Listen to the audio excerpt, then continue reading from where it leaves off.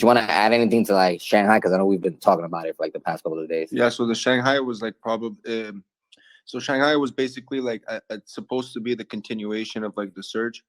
But what they're doing apparently is that it's on time. They're focusing on the withdrawals prior to the proto-danksharding that they're trying to implement on the L2s to allow the L2s to reduce their fees. And that's, I guess the simplest way of saying is that I'm surprised because they're actually going to plan. Apparently, right? For ETH, yeah, that's massive. They're usually not on time. Yeah.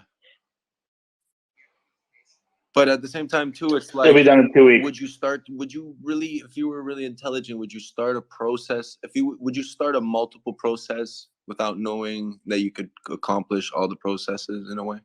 Like, so I'm kind of surprised because we're not used to this. But another thing that a lot of people are not considering is that most of the ETH actually, like, more like, what, I think it's like 13% of it in the number one wallet, which is the deposit wallets for all the staking, are actually divided into multiple people who are actually delegating that.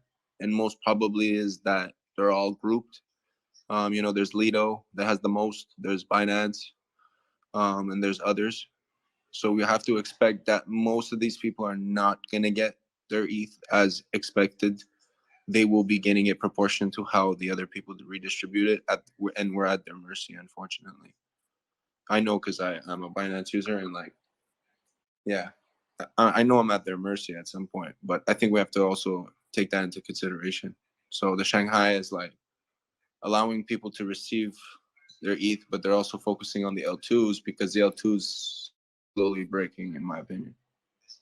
Yeah, I agree. But there is also an implementation with the Shanghai that only X amount of people can unstake at a time. So I think it was like 6 participants are allowed to unstake within, I think it was like a 10-minute window, just so that there isn't any volatility or uncertainties with the consensus model itself. So that's one of the best things about Ethereum, and one of the best things about us forking Ethereum is they are just like Richard Hart. They consider everything and mitigating every single risk. So these people are being staked for X amount of time, and they are obviously taking into consideration that there could be a substantial amount of people that want to unstake. So the fact that they're not allowing everybody to unstake at once, and it will be post-delayed, I think that's a great aspect as well, in my opinion. It removes volatility.